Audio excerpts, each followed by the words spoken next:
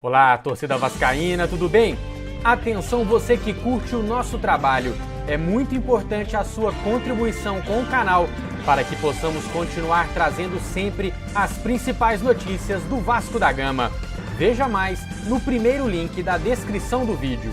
Hoje vamos mostrar que, comparado aos outros clubes, o Vasco tem melhor campanha como visitante que jogando em casa. Henrique é avaliado e dará lugar a Danilo Barcelos contra o Palmeiras. E as chances do Vasco em conquistar vagas em torneios continentais para o ano que vem. Aqui você não perde nenhum detalhe do gigante. Está no ar o Vascão Notícias, segunda edição.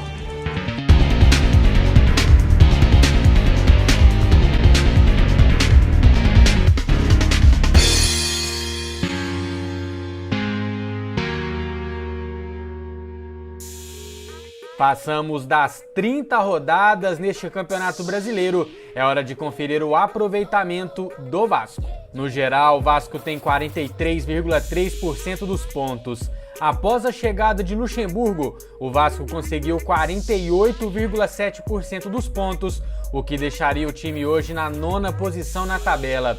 Como mandante, o time possui 48,9% de aproveitamento e em São Januário, 55,5%. Fora de casa, o Vasco conquistou 37,8% dos pontos. Se mantiver esses índices até o final do campeonato, o Vasco estará classificado para a Sul-Americana 2020. Sem atingir a meta pretendida no prazo, o Vasco estendeu o tempo da campanha para o segundo objetivo, visando a construção do CT vascaíno. Restam agora 32 dias para as contribuições, que servirão para a construção dos muros e do primeiro campo de treinamento. Até o fechamento desta edição, cerca de R$630 mil foram doados pelos vascaínos. Contra o Palmeiras, o Vasco busca melhores resultados jogando em casa. Nos últimos 6 jogos em São Januário, foram apenas 2 vitórias, 1 empate e 3 derrotas para Bahia, Santos e Grêmio. A campanha do time fora de casa é a 8ª melhor da competição, enquanto em casa apenas a 16ª. Nesta quarta-feira, o Palmeiras não terá o volante e capitão Felipe Melo, suspenso pelo STJD por gestos obscenos feitos à torcida do Santos. Pelo lado do Vasco, o lateral esquerdo Henrique também é desfalque, com uma lesão na coxa direita. O jogo contra o Palmeiras terá transmissão ao vivo da Rede Globo. O site americano 538 continua colocando o Vasco com 0% de chances de jogar a Série B no ano que vem. Matemáticos da UFMG dão 84% de chances do time se classificar para a Sul-Americana e apenas 1,8% de conseguir a vaga na Libertadores do ano que vem. O número de sócios torcedores do Vasco segue subindo, porém em ritmo lento. Até o fechamento desta edição, o contador do site gigante mostrava 32.398 sócios torcedores. Os planos variam de acordo com os benefícios e número de convidados do titular.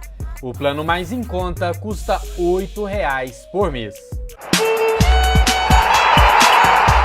Uai, família vascaína! Comentando já de cara aqui essa diferença, né? É claro que o Vasco conquistou a maior parte dos seus pontos jogando como mandante, principalmente em São Januário. Porém, quando a gente compara os números com os outros clubes, o Vasco tem a 8ª melhor campanha jogando fora de casa e apenas a 16ª melhor campanha jogando como mandante.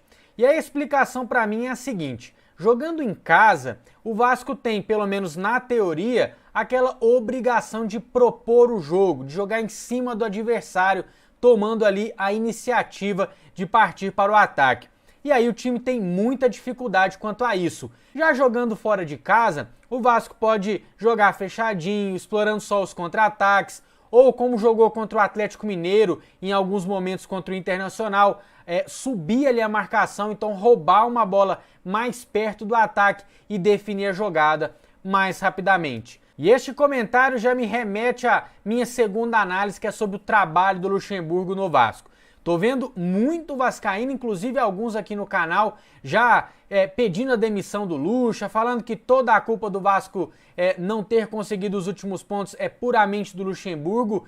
E eu sempre falo que eu respeito todas as opiniões, respeito a sua opinião, seja ela qual for. Mas eu não concordo com essa análise, né? A gente tem sempre que contextualizar. O Luxemburgo, quando chegou no Vasco, o time era o último colocado na tabela e tinha apenas 1 ponto em 4 jogos. Além dos resultados serem ruins, o desempenho era muito ruim, né? O Vasco tinha tomado 2 goleadas fora de casa para Santos e Atlético Paranaense, perdido para o Galo em casa por 2-1 e um empate modorrento contra o Corinthians lá em Manaus de 1-1, que o time não criou praticamente nada, inclusive o gol do Vasco foi de pênalti do Maxi Lopes. Após a chegada do Luxemburgo, pouco a pouco a gente foi vendo a evolução da equipe.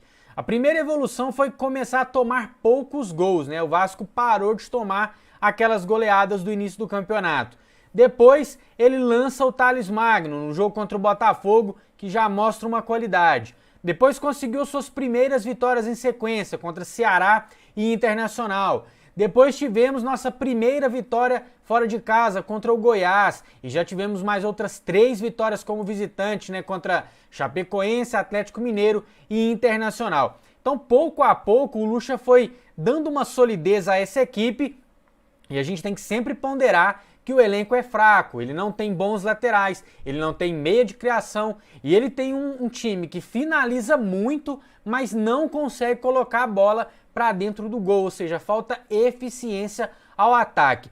E nos últimos jogos a gente tem que falar também da ausência do Thales Magno para a seleção sub-17, não preciso nem de falar o tamanho da falta que ele faz. Então, para mim, acho injusto, uma cobrança excessiva em cima do Luxemburgo. Eu vou concordar com vocês que nas últimas partidas ele tomou decisões erradas e ele mesmo nas entrevistas coletivas assumiu isso, mas daí a falar que o trabalho dele é ruim, que ele tem que ir embora do Vasco, eu não vou concordar. Pro ano que vem, se o Campelo cumprir com a promessa de que o Vasco terá um time um pouco melhor e se fizer esses investimentos, né, que fez esse ano muito mal feito, fizer melhor pro ano que vem, o Vasco tiver um time com melhores peças, aí sim a gente vai poder cobrar do Luxemburgo um desempenho melhor. Quero ver o seu comentário neste vídeo, hein? Quero saber a sua opinião.